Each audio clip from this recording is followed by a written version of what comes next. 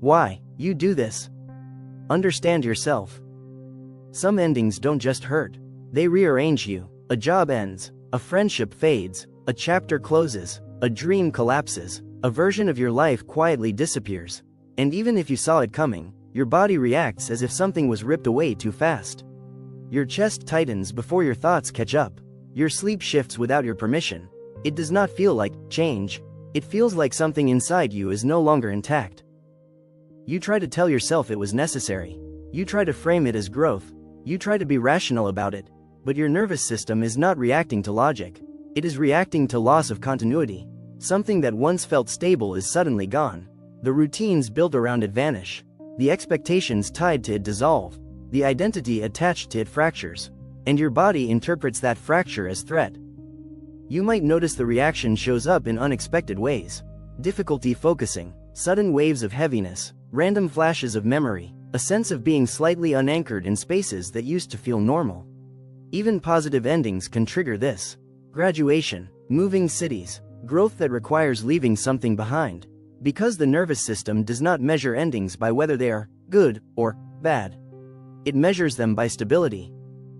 And stability is built on repetition, on predictability, on knowing what tomorrow roughly looks like.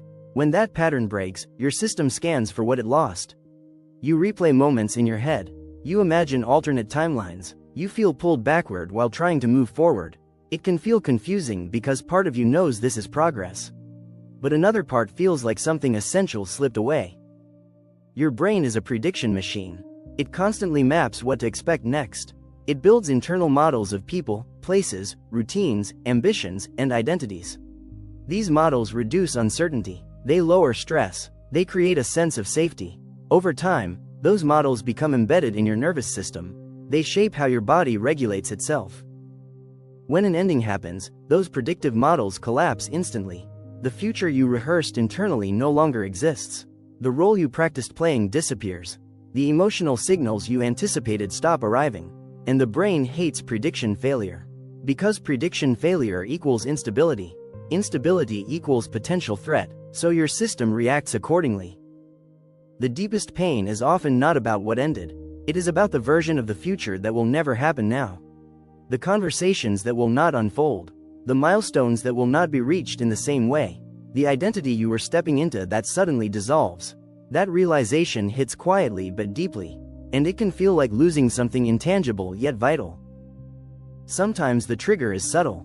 Walking past a building tied to a past job. Opening a document from an old project.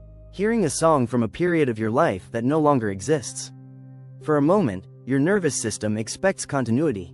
When it does not find it, there is a drop. That drop feels sharp because your body had already prepared for something that is no longer there. Once the drop happens, your system shifts into recalibration mode. Stress hormones fluctuate, sleep patterns adjust, your thoughts loop in search of coherence. You may feel restless or unusually tired, not because you are dramatic, but because your brain is rewriting internal maps. Rewriting maps takes energy. Your system is trying to understand what changed, where safety now exists, and how to stabilize again. That cognitive and emotional updating can feel overwhelming. You may crave familiarity while knowing you cannot return. That tension between forward movement and backward longing is deeply physiological. You can intellectually accept the ending and still feel undone by it. Logic does not immediately regulate attachment. It does not instantly replace structure. It does not restore the sense of internal orientation that was built over time. That is why you can explain the ending clearly but still feel destabilized in private. Overwhelm happens because multiple layers are shifting simultaneously. External routine changes, internal identity shifts, emotional expectations collapse, future plans require redesign. Your brain is updating your sense of self in real time. That level of internal restructuring is not small. It is massive, and massive shifts rarely feel calm. Every ending activates older memories of separation stored in the nervous system. Not always consciously, not always clearly, but the body remembers previous losses, disruptions, transitions. It references them when something new ends. If earlier endings felt chaotic or unsafe, your system may amplify the reaction now. This does not mean you are regressing.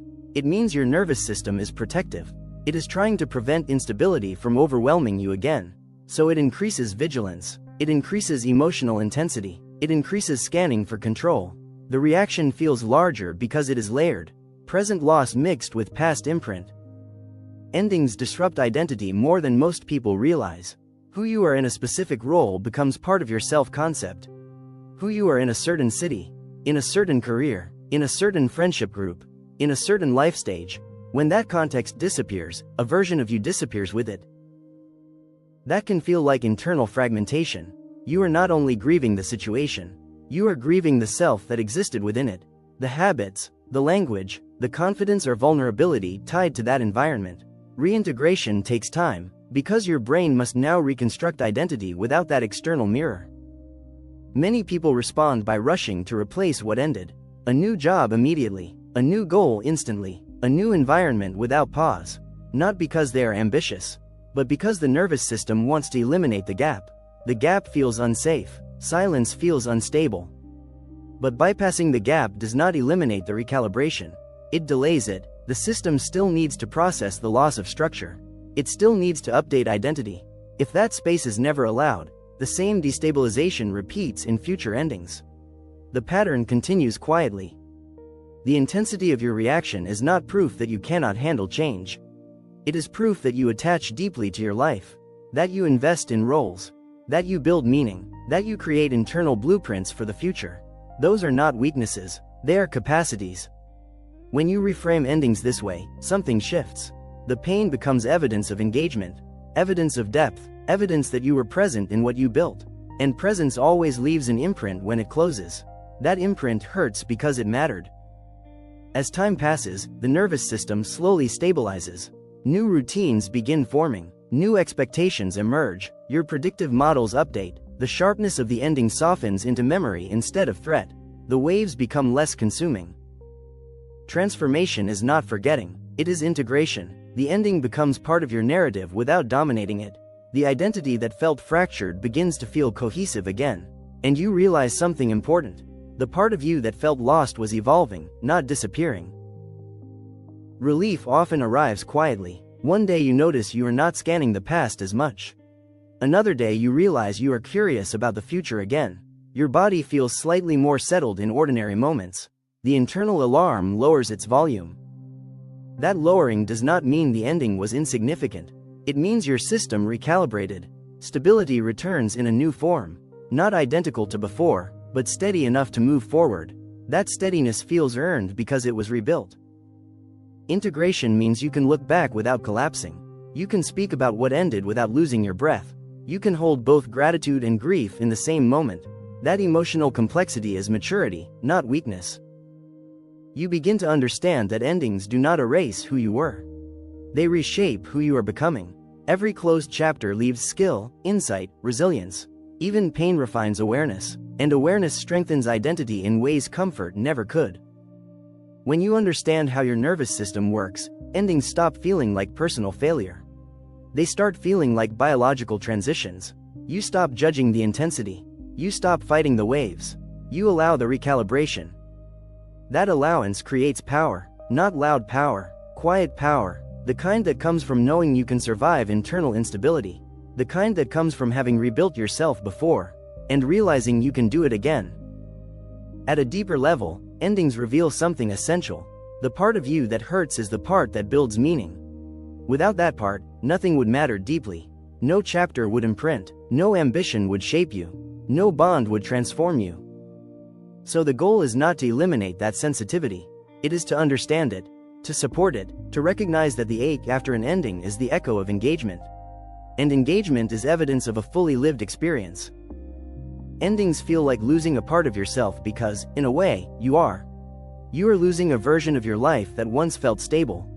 You are losing a future that once felt certain. You are losing a structure your nervous system adapted to. And your body reacts exactly as it was designed to. But you are not disappearing. You are reorganizing. Your system is rewriting its internal map.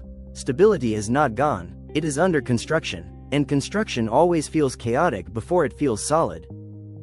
If endings feel like they shatter you, what if they are actually revealing how deeply you are capable of living?